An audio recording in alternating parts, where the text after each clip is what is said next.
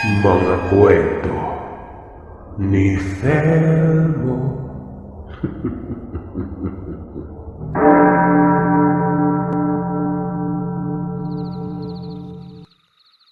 Isang maganda at mapagpalang araw sa iyo, Sir Seth, at sa lahat ng mga tagapakinig mo. Itago mo na lamang ako sa pangalang Renante. Kasalukuyang naninirahan dito sa bahagi ng Mimaropa.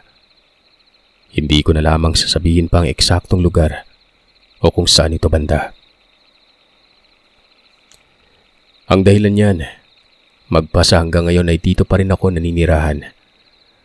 At ang kwentong ibabahagi ko sa inyo ay ang talagang nagpabago sa takbo ng buhay ko. Kung dati kasi ay pera at pagkain lamang ang pinoproblema ko sa pang-araw-araw, sa ngayon marami na. Isa na doon ang kaligtasan ko. Nagkaedad na nga lang ako at malapit ng paglipasan ng panahon. Dala-dala ko pa rin ng takot at pangamba dahil sa nagawa kong hindi maganda. Isa akong pugante at hindi ko ipagkakailang napasok ko na ang lahat ng trabahong ilegal. Kumita lamang ng perang ipangtutustos ko sa pangangailangan ng mga magulang ko noon. Hindi lamang ito basta-basta ilegal na trabaho patungkol sa mga droga at iba pang paraphernalia. Buhay din ng mga inosenteng tao ang sangkot dito. Bago niyo ako husgahan, pakinggan niyo muna ang kwento kong ito kung bakit nagawa ko ang mga ganung bagay. Dekada 80 nang mangyari ang mga kaganapang ito. Na mga panahong yon, nasa edad 25 anyos na ako. Konting pababalik tanaw lamang sa pamumuhay namin noon. Kung bakit ako napasok sa ganitong sitwasyon at trabaho para hindi kayo maguluhan. Dahil nga sa hirap ng buhay sa aming lugar mula sa pagkabata ko, ikaos na talaga kami ng mga magulang ko.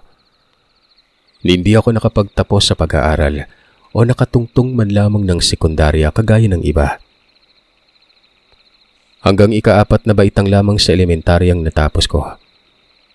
Sakto lang para makapagbilang, makabasa at makapagsulat. Bata pa lamang din ako ay parehong may kapansanan ng aking mga magulang. Kaya naman hindi ko sila masisisi kung bakit ganun na lamang kahirap ang buhay namin. Bulag ang aking ina, habang ang aking ama naman ay lumpo ang isa nitong paa. Hindi pantay. Nakadepende na ito sa saklay na gamit-gamit niya. Himala na nga lang na naging normal ako nung ipinanganak ng aking ina. Walang depekto sa katawan. Kung kaya't hirap sila sa paghahanap buhay. Maswerte na lamang kung makakain kami ng maayos sa isang araw noon. Kahit na ganun ang sitwasyon nila, ay nakikita kong nagsusumikap naman ang aking ama sa pagtatrabaho sa bukirin at iba pang gawain sa probinsya. Pero madalas nilang pinagkakakitaan ay ang mamalimos sa mga kapitbahay namin at sa sentro ng aming bayan, tuwing Sabado at Linggo. Tuwing sasapit nga ang araw ng Sabado at Linggo ay nagtutungo kami sa bayan noon. Pumipwesto sa mga simbahan para magbenta ng mga bulaklak na sampagita. Habang ang aking ina naman ay pinagkakakitaan din ng husay niya sa pagkanta. Magpaganon pa man, hindi pa rin sumasapat sa aming tatlo ang napapalimusan namin nung bata pa lamang ako. Hindi kasi lahat ng tao ay nagbibigay sa amin. At kung meron man, kakanampot lamang din. Dahil sa ganung kalagayan nila, nag-iisang anak lamang din ako at hindi nasundan pa. Nag-iisa na nga lang, hindi pa maayos ang buhay. Mula sa liblib na baryo na kinatitirhan namin noon, naglalakad kami ng 3 oras mahigit para lang makarating sa bayan. Sa murang edad ay danas ko na kung gaano kahirap mamuhay ng walang pera. Walang makain at kinakailangan mong magbanat ng buto para lang magkaroon ng laman ng sikmura mo. Nakakayaman ang ganong sitwasyon namin na nangihingi at nagbebenta ng sampagita. Wala kaming magagawa dahil yun na talaga siguro ang guhit ng aming kapalaran. Kasama sa kabataan ko, Sir Seth, yung madalas na pagkikwento ng aking ama patungkol sa mga kababalagan at katatakutan. Tuwang-tuwa pa nga ito sa tuwing takot na takot ako, lalo na't pagdating sa mga nilalang na aswang na, ayon sa aking ama, kagaya namin, sa liblib na lugar din nakatira. Pero nang nagkaedad na ako at nagkaisip na, dun ko napagtanto na panakot lamang yun ng aking ama, na hindi naman totoo. Ni isang beses kasi, hindi pa namin naranasang makarinig at makaramdam ng kakaiba. Kahit nagabihin kami sa daan sa pamamalimos nun. At doon, Sir Seth, sa edad na yon, natuto na akong gumawa ng mga bagay na kabilin-bilin ng aking mga magulang, na kahit gaano pa kami kahirap, ay wag na wag kong gagawin. Mas mabuti pa umanong gumapang kami sa lupa at mamatay dahil sa kahirapan, kesa naman ang gumawa ng kasamaan sa kapwa. Natuto na din kasi ako mandukot, magnakaw at manglumbat ng mga bagay na pwede kong ipalit sa pera. Dala ng kabataan at kahirapan, hindi ko na inisip pa kung ano ang magiging kapalit at balik sa akin ang mga ginagawa ko.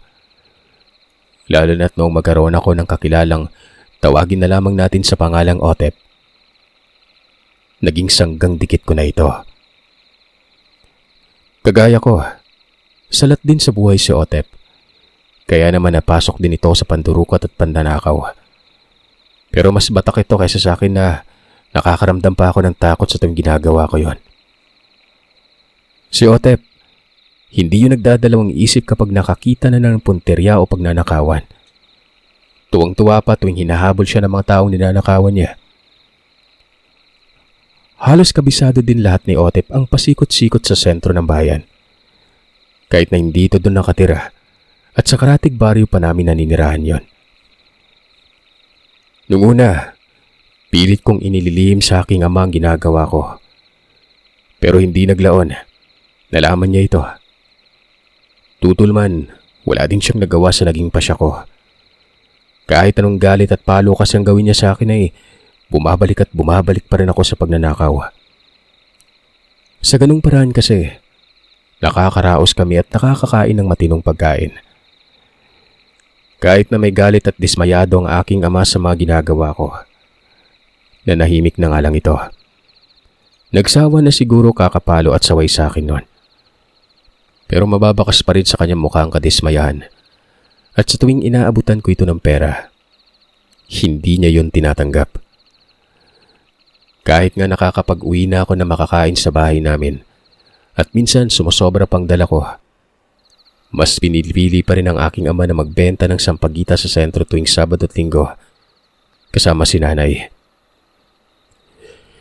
Hindi ko na din naman ipinagpilitan pa na tanggapin niya ang perang ibinibigay ko. Anya pa may prinsipyo siyang pinanghahawakan at kahit kailan ay hindi siya magpapasalamat dahil kumikita ako ng malaki-laki noon at nakakapagpauwi ng pagkain.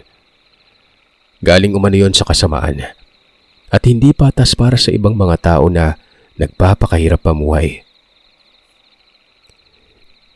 Hindi ko na nga pinansin ang mga sinasabi ng aking ama sa akin. Sa isip-isip ko noon, aanin mo yung prinsipyo kung kumakalam naman yung sikmura mo, diba? Naging matigas ang ulo ko. Nanaigang kagustuhang makakain ng maayos at makahawak ng pera. Kaya naman tuwing Sabado at Linggo sa tuwing nagtutungo ako sa sentro, kasama ang mga magulang ko. Hindi para magbenta ng sambagita o mamalimos nun. Sumasama ako para magnakaw sa mga taong mapag-iinteresan ko. Gaya ng lagi, kasama ko ang kaibigan kong si Otep. Salitan kami at minsan ay ginagawa na lamang naming laro. Nakalakihan ko na nga ang ganong gawain. Hanggang sa umidad ako ng 25 nun. Halos lahat na ng iligal ay napasok na namin ni Otep. Maging ang pagiging miyembro ng sindikato. Pero hindi pa naman ako umabot sa puntong kumikitil na ng buhay. Yun ang pinaka-iniiwasan ko, Sir Seth. Tanging salapi lamang talagang habol ko. Hindi din naman lahat ng nasa sindikato handang pumatay ng tao eh. Bibihira na nga lang din ako kung umuwi sa bahay ng mga magulang ko noon. Dahil nagkaroon na din ako ng maraming kakilala. Nagaya ko, pariwara ang buhay at hindi gumagawa ng magandang bagay. Dumadalaw-dalaw na lamang ako sa mga magulang ko kapag hinahatiran ko sila ng makakain at perang pantustos nila sa pang-araw-araw noon. Hindi man tinatanggap ni tatay, iniiwan ko na lamang ito sa ibabaw ng higaan nila ng aking ina. Muli na naman akong aalis ng bahay noon at linggo o buwan na naman kong umuwi. Kung kani-kaninong bahay na lang din ako nakikituloy. Basta't kakilala ko ang mga ito. Halos hindi na rin kami mapaghiwalay ni Otep at sa tuwing may operasyon kami, kaming dalawa pa mismo ang nangunguna. Isang araw nga noon, muli na naman akong dumalaw sa mga magulang ko sa liblib na baryo. Dala-dala ang mga pinamili kong pagkain para sa mga magulang ko noon. Ilang linggo na rin kasi ang nakalipas magmula ng huling nadalaw ko ang mga ito at nais ko na makibalita at kamustahin sila. Pagkarating namin sa bungad ng baryo, nang makababa na kami ng tricycle, kapansin-pansin ang mga bagaheng nasa gilid ng daan. Naisip ko agad na mukhang may bagong salta sa lugar. Oh, bakit napahinto ka sa paglalakad? Usisa ko kay Otep noon. Huminto kasi talaga siya para tingnan ang mga bagahe. Hindi naman siya agad nakasagot sa tanong ko. Sinundan ko na lamang ang mga mata nito kung saan siya banda nakatingin. Hindi nga kalayuan. Nakita kong tinatanong nito ang isang dalaga kung nasaan banda ang mga bagaheng nakita ko sa gilid ng daan noon. Maging ako man ay saglit na napatitig sa dalagang ito. Kakaibang taglay nitong ganda at sa unang tingin pa lang ay mapapatitig ka talaga. Pre, matunaw yung babae, sabi ni Otep. Ano ka ba? Hindi naman yung babae yung tinitingnan ko eh. Yung mga bagahe sa tabi niya. Pagkukunwari ko pa at agad nang ibinaling sa iba ang tingin ko. Pero kahit nasa iba na ako nakatingin nun, hindi ko pa rin maiwasang sulyapan ng dalaga. Pre, papunta dito yung babae. Sunod-sunod na kalabit sa akin ni Otep. Dali-daling napatingin ako sa gawin ng dalaga. At tamang ang sinabi ng kaibigan ko na yon. Papalapit sa amin ang babae. May mga ngiti sa labi nito na noong nakita ko yun ay hindi ko din maiwasang hindi mapangiti nun. Nakita kong kumaway pa ang babae.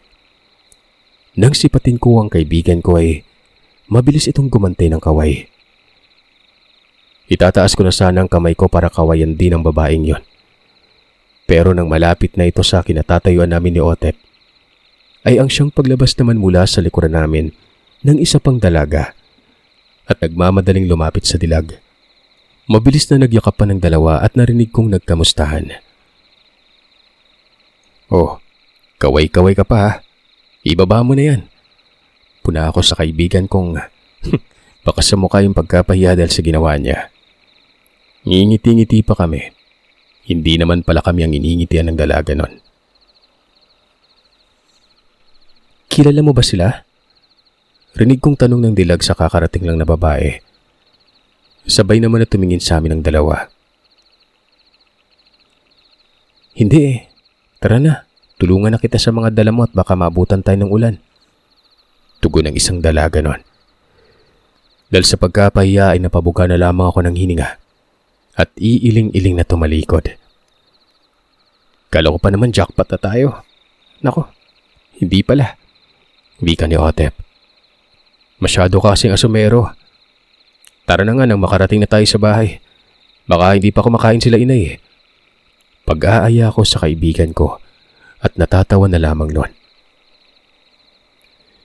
Nagpatuloy na nga lang kami sa paglalakad papasok sa looban ng baryo. Habang patungo nga kami ni Otep sa bahay ng mga magulang ko, hindi pa rin mawala-wala sa isipan ko ang dalagang nakita namin. Hanggang sa makarating na lamang kami, laman pa rin ng isipan ko ang magandang pagmumukha niya. Maging yung matatamis niya mga ngiti sa labi ay hindi mapawi-pawi sa isipan ko noon. Nabutan ko sa bakuran ng aking amang nagsisibak ng panggatong. Binati ito ni Otep at nagmano kami sa kanya. Subalit sa kabila ng pagiging magiliw namin ng kaibigan ko, malamig na pagtugon lamang ang ibinalik ng aking ama sa amin noon. Saka sumulyap sa daladala naming pinamili ni Otep at tahimik na pumasok sa loob ng bahay. Mukhang hindi maganda yung gising ng Mang Berto ah. Ano ka ba? Magtigil ka nga. Kahit na ilang taon na, alam na ng aking ama kung anong ginagawa ko para kumita ng pera.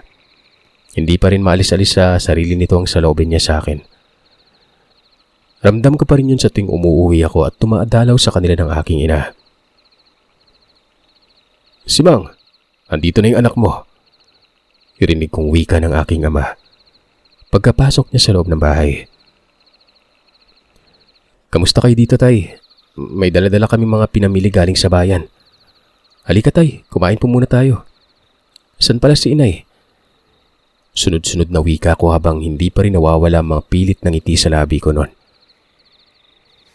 Mabilis ko namang sinenyasan si Otep na ayusin ang mga pinamili naming pagkain para makakain na kami. Masasarap po itong dala namin. Paborito niyo pong ulam ni inay. Hindi ko na sana nag-abala pa. Hindi din naman makakain niya ng iyong ina at may karamdaman siya. Ano pong sakit ni inay? Maya-maya lang ay nakita ko ang aking inang lumabas ng silid noon. Habang hawak-hawak ang patpat niyang pinanggagabay niya para hindi siya matumba. At kinakapa niya ang paligid dahil wala nga itong makita. Renante, anak, ikaw ba yan? Narito ka daw, sabi ng iyong ama eh. Mabutit na padalaw ka sa amin. Oo, nay.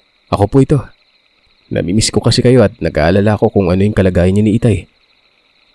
Ano hong nararamdaman mo, nay, nang maibili kita ng gamot? Nako, huwag ka na mag-abala at ubo lamang ito. Hindi naman malala yung sakit ko. Tuwang-tuwa nga ang aking ina dahil sa pagdalaw ko at pakikipagkwentuhan sa kanya. Salungat sa nararamdaman ng aking ama na para bang yamot na yamot ito't hindi man lamang nakikisali sa kamustahan namin noon. Nasa may pinto lamang ito nakaupo. Nakatanaw sa malayo na batid kong napakalalim ng kanyang iniisip. Nakasanayin ko na nga lang ang pag-uugali niya dahil ganoon naman palagi ang aking ama sa tuwing umuwi ako. May dagdag ko lang, Sir Seth. Hindi alam ng aking inang trabahong pinasok ko. Tanging ang aking ama lamang ang nakakaalam. At sa tingin ko ay inililihim niya ito sa aking ina. Nang araw ngang yun ay napagpasyahan kong manatili muna sa bahay ng mga magulang ko. Si Otep naman ay umuwi din sa kanila dahil nasa Karatig baryo lang naman ito nakatira. Wala pa naman kasi kaming racket at kakatapos lamang ng malaking operasyon namin. Malaki-laking pera din ang nauwi namin noon. Kaya naman nais ko munang magpahinga kasama ang mga magulang ko kahit ilang araw lang. Kinagabihan nga noon, inatake na naman ng sakit niya ang aking ina. Ubo ito ng ubo, pero wala namang plemang idinudura. Kaya naman labis ang pag-aalala ko, lalo na nang bigla na lang ito tumura ng dugo. Sinundan ko ng paningin ko yung pagtulo ng dura na yon. Akala ko namamalikmata lang ako pero may nakita ko na may malaking kulay itim na aso doon sa ilalim ng silong. Kung saan nahulog ang dura ni nanay. Rinig na rinig ko pa ang pagsinghot ng nilalang na yon. Agaran ko namang sinenyasan ng aking ama na huwag gagawa ng ingay at itinuro ko ang silong ng bahay. Nakuha ng aking amang ibig kong sabihin. Dahan-dahan akong naglakad patungo sa kusina. Mabilis kong kinuha ang itak nun Tahimik at maingat akong bumalik sa silid ng aking mga magulang. Nang tingnan ko ang kinaroroonan ng aso, naroroon pa rin ito. Pero sa pagkakataong yon ay nakasilip na ito sa awang ng sahig ng kwarto nila. Walang ano-ano. Itinara ko ang hawak kong itak sa awang ng sahig. Diretso sa kung saan nakapwesto ang asong yon. Ramdam na ramdam kong may tinamaan doon. At nang hugutin ko nga ang itak, ay nakita kong may bahid dito ng dugo. Pero ang mas ipinagtaka namin noon, hindi pag-angil ng aso ang narinig namin ni Itay, kundi sigaw at boses ng para bang nasasaktang matandang babae. Dali-dali naman akong lumabas ng bahay para tingnan ang silong namin kung ano ba talagang tinamaan ko noon. Paglabas ko ng bahay, pagtingin ko sa silong, nakita ko ang isang matandang babae.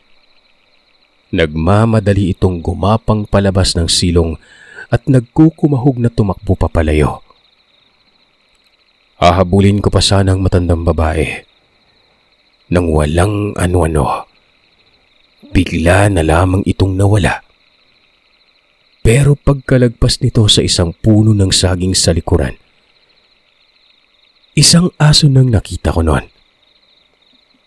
Natigilan talaga ako nang makita ko yon. Agaran akong nilukuban ng takot nang mapagtanto kong inaaswang ang aking ina. Pagkabalik ko sa loob ng bahay, nakumpirma ko nga sa mga magulang ko na ilang gabi na silang nakakaramdam na may umaaligid sa bahay namin at nakakarinig umano ng mga kakaibang ingay. Ipinagsawalang bahala na lamang nila yon dahil hindi naman umano basta-basta makakapasok sa loob ng bahay ang mga ganong nilalang. Dahil sa pangyayaring yon, naisip ko na wag na munang umalis ng bahay hanggat hindi pa gumagaling ang aking ina sa sakit niya. Baka balikan na naman kasi siya ng nilalang na yon. Maaari ba tayo mag-usap, anak? Rinig kong tanong ng aking ama habang nasa balkonaya ko ng bahay namin at nagpapahangin. Nakita ko nga itong dahan-dahan at iika-ikang lumapit sa akin saka naupo sa tabi ko. O naman tay, ano po bang pag-uusapan natin? Tungkol po ba kay nanay? Ilang sandali pang nanahimik ang aking ama sa tabi ko bago ito tuluyang nagsalita. Batid kong malaki ka na. Nasa tamang edad na para hindi pang himasukan sa kung anumang desisyon mo sa buhay. Sa tinagal ng panahon, anak, ngayon lang ulit ako magsasalita sa iyo tungkol dyan sa pinasok mo. Husto na. Huwag mong intayin na buhay na maging kabayaran sa kasamaang ginagawa niyo sa kapwa. Hindi ko na tinangkapang magsalita nang makita kong nangingilid na ang namumuong luha sa mga mata niya. Alam ko kasing kapag nagsalita pa ako, iiyak lang ito gaya ng minsan na naming napagtalunan. Lahat ng perang ibinigay mo sa amin ng iyong ina, naipon ko, ni 5 duling ay wala akong ginasta. Sapat na yun para makapagbagong buhay ka. Magtayo ka ng negosyo o kung ano pa man. Basta itigil mo na yung ginagawa mo. Huling pakiusap ko na ito sa iyo, Renante. Sana pagbigyan mo na ako. Mainahon man ang kanyang pagkakabigkas ng bawat kataga pero mabigat yon. Tumagos sa dibdib ko. Hindi ko alam kung bakit ganun na lamang ang naramdaman ko ng mga sandaling yon. Matapos niyang magsalita, nakita kong may inabot siyang kwintas. Dahil sa ayaw ko nang humaba pa ang usapan namin ay tinanggap ko na lamang yun ng walang tanong-tanong. Nang matanggap ko na yun, iniwan na ako nito at bumalik na siya sa loob ng bahay. Nang tingnan ko ang kwintas, naalala kong ito ang palaging suot ng aking ama magmula pa ng bata ako. Nagtataka man kung bakit niya ito ibinigay sa akin. hindi na lang ako nag-usisa pa. Isinuot ko yun. Doon nga ay napag-isip-isip ko mga sinabi niya. Ilang oras pa nga akong nagmuni-muni sa balkonahe ng bahay. Hanggang sa mapagtanto kong sa pagkakataong yun, may punto mga sinabi niya. Nang gabi din yun, napagpasyan kong kumalas na sa grupo namin ni Otep at magsimula na lamang ng panibago at tahimik na buhay. Napag-isip-isip ko din na paano na lamang ang magiging pamilya ko kung patuloy pa rin ako sa ginagawa ko. Sumunod na araw, nakita ko ang kaibigan kong nagmamadaling naglakad papalapit sa kinaroroonan ko. Madaling-madali ito na akala ko may lakad. Tol, Renante, tara na. Nagpatawag si amo. May imalagaw man siyang ipapagawa. Nang tuluyan na itong nakalapit, humahangos niya pang sinabi na kailangan na naming magtungo sa lugar kung saan kami parating nagkikita ng kasamahan namin. Sandali pre, awat ko sa kaibigan ko nun. Ano pa bang hinihintay mo? Mag-ayos ka na, halika na. Mag-usap muna tayo, Otep. Hindi na ito nagpaawat. Sinabihan akong sa daan na kami mag-usap kung ano man ang pag-uusapan namin nun. Wala na akong ibang nagawa kundi sundan ito. Nang lingunin ko pa ang bahay namin, nakita ko sa may pintuan ng aking ama. Nakatanaw lamang ito habang papalayo kami nun. Nang nasa daan nga kami, nasabi ko kay Otep ang binabalak kong pagkalas sa grupo.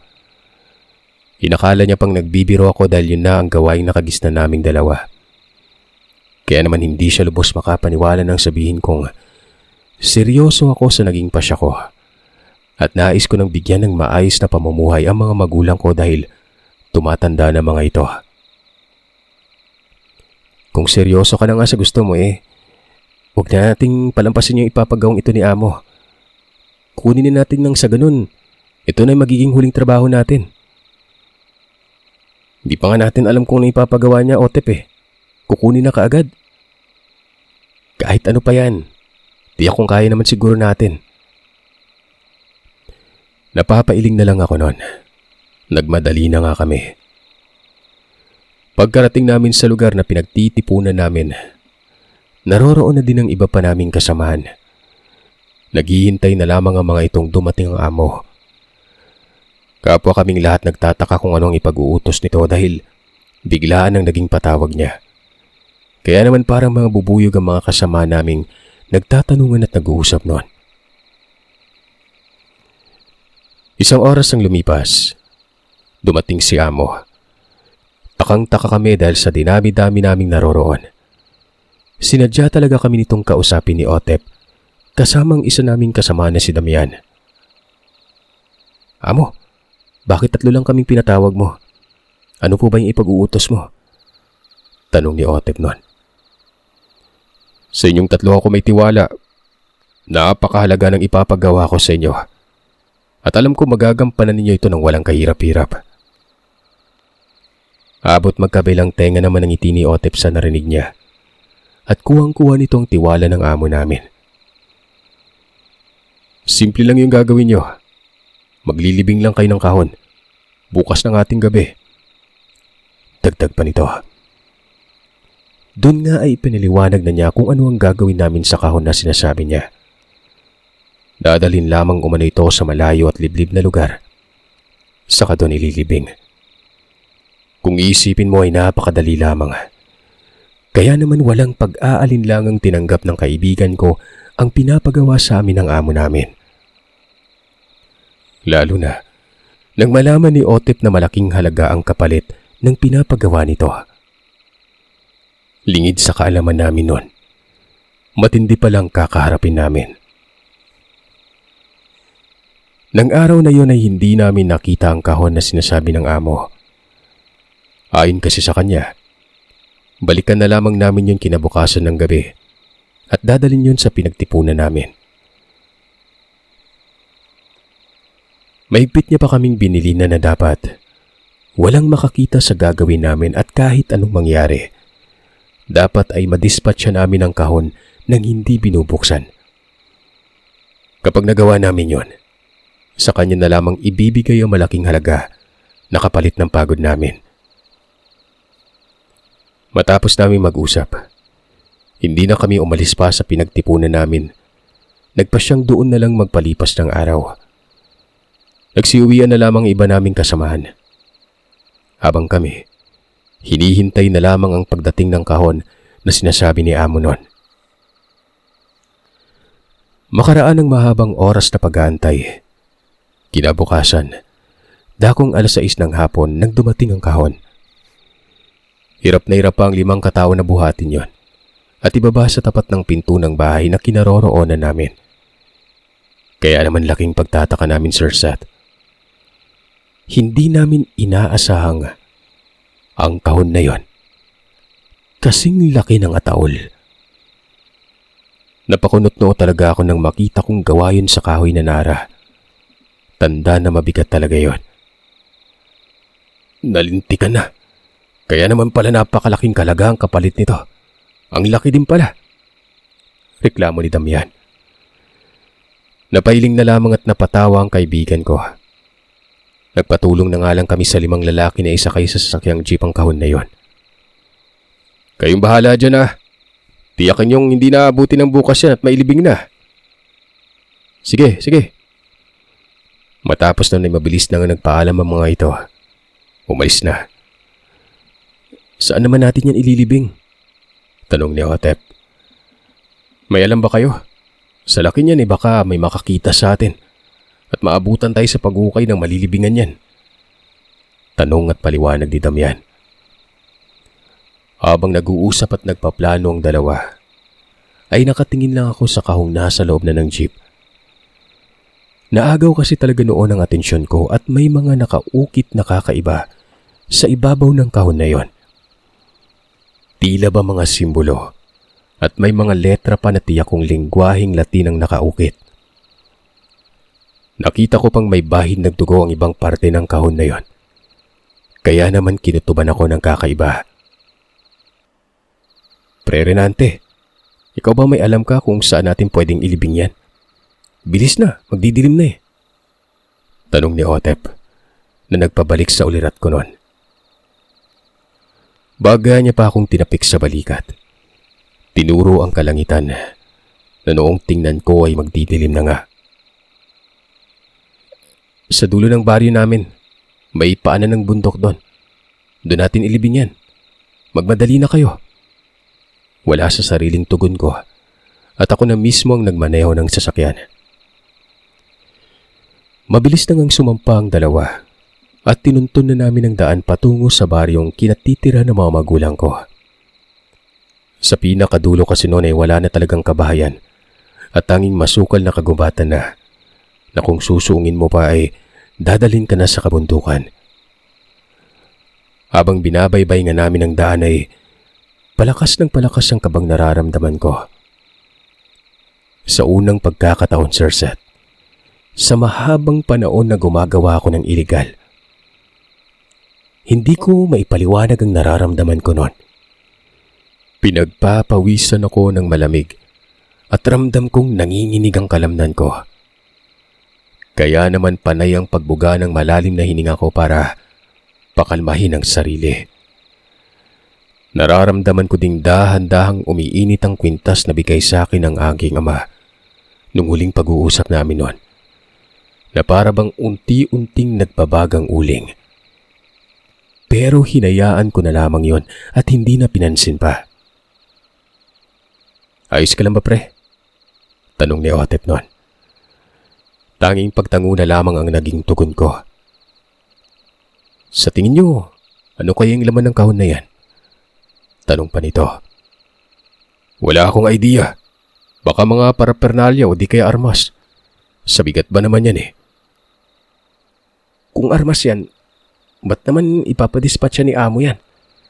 Alam niya namang bukod sa atin, maraming panghawak na tauhan si Amo eh. Kahit ano pa man ang laman yan, labas na tayo doon. Ang mahalaga matapos natin yung pinapagawa ni Amo. Tama. Nakapagtataka lang no? Alamin kaya natin. Huwag niyong kalimutan yung bilin ni Amo. Baka mayari tayo. Kung ano-ano na nga lang ang pinag-uusapan ni Damian at Otep nun. Patungkol dun sa kahon na yon. Hindi na ako nakisali pa sa usapan ng dalawa. At hindi ko pa rin na ikakalma ng tuluyan ang sarili ko.